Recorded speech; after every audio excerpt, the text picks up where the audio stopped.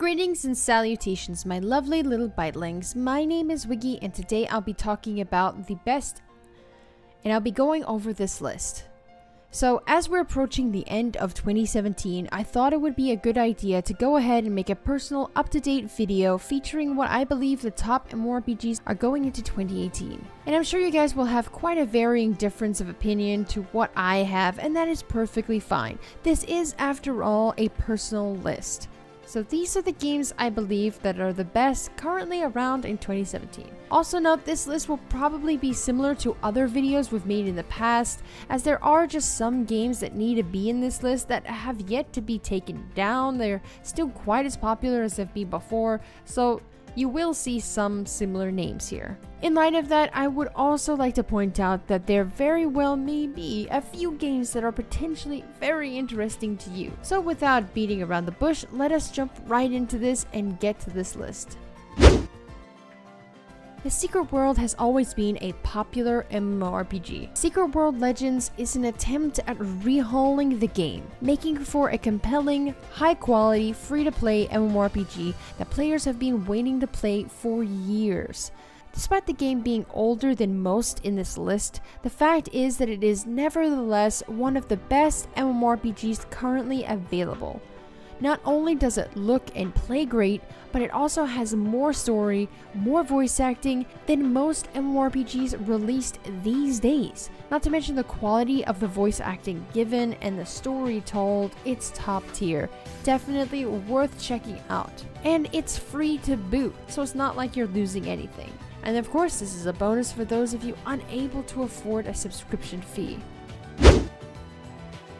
A personal favorite of Sticks in My Own, not just ours but quite a large amount of our following of loving viewers, Blade and Soul is one of the most popular free-to-play MMORPGs available in 2017, showcasing some of the best action in an MMORPG, let alone some of the best graphics found in an MMORPG. Blade and Soul absolutely destroys the vast majority of free-to-play titles on the market to date. Its player base is high, especially in comparison to literally every other free-to-play title out there, and it receives regular updates that keeps players playing. I mean, what else could you really want at this point, right? Granted, its cheesy voice acting is pretty terrible, but the story in Blade and Soul easily makes up for what you no doubt have to grit your teeth through. This isn't exactly a bad thing, it can actually be quite hilarious at times, making it even more enjoyable. But that's my opinion.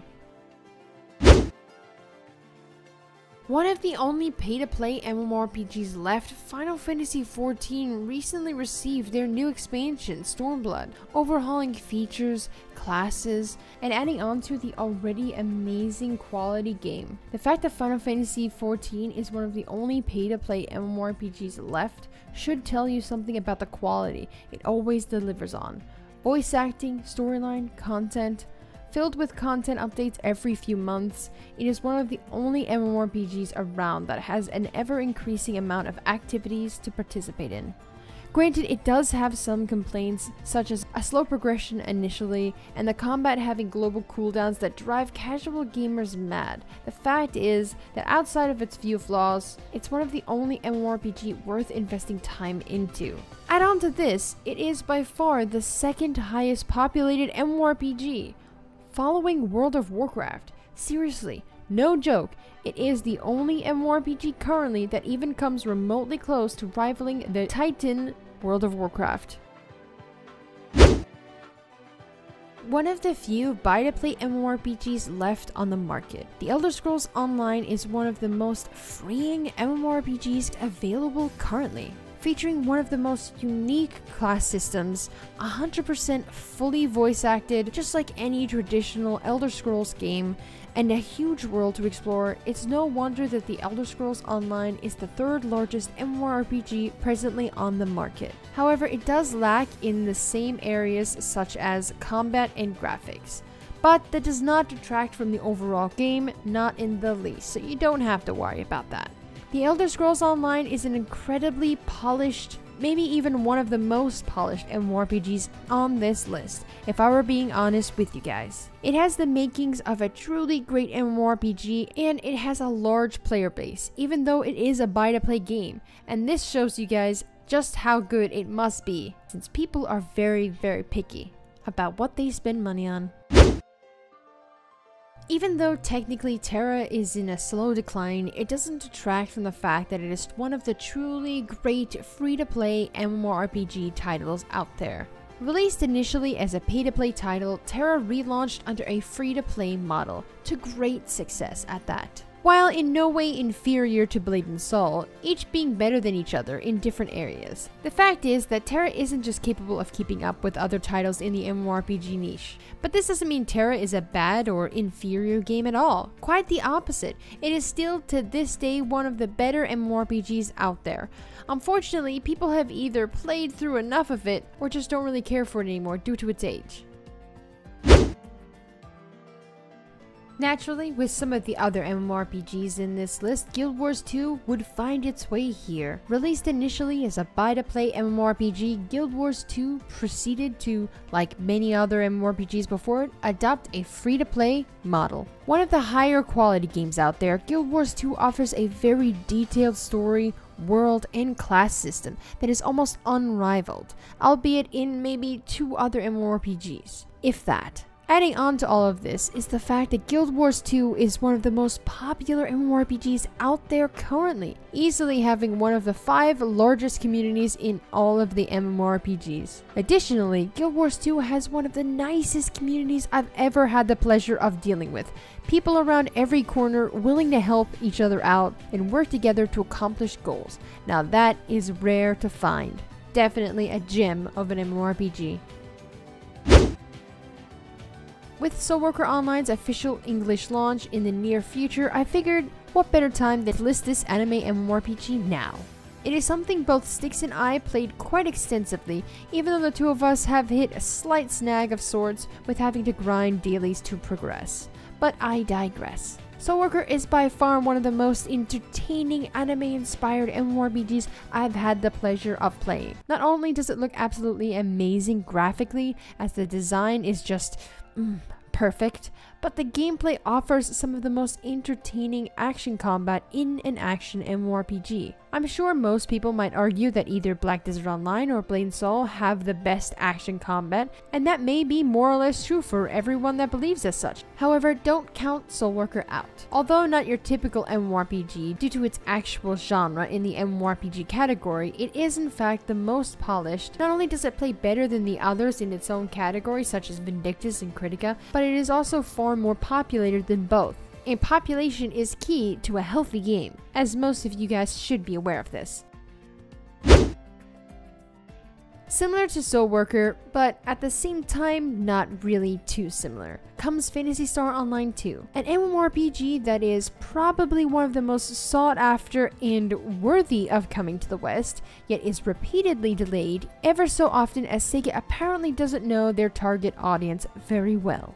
Regardless, Phantasy Star Online 2 has never graced our western shores and may very well never. But it does not in any way change the fact that the game itself is truly worthy of having the title as the best free-to-play Japanese MMORPG. Phantasy Star Online's anime designs are almost on par with Soulworker's, and it has the best anime character creator in existence.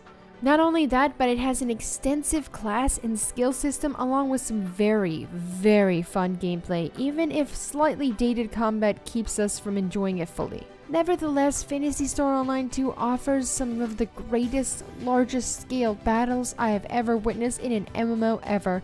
Not just MMORPG, but MMO as the entire MMO genre. The battles in this game are absolutely insane and intense. You have to witness it to believe it. But it's true.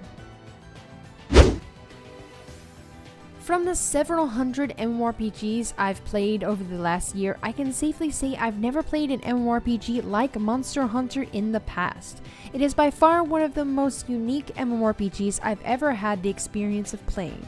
I mean, in theory, it plays not too differently from Soulworker or Phantasy Star Online or even Vindictus and the like, but at the same time, where they are dungeon crawler MMOs, Monster Hunter is a monster hunting MMO.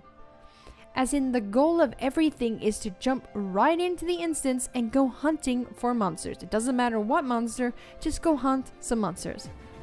I know, it doesn't really seem all that different, very valid point, and you would be correct in assuming it isn't, as it's not.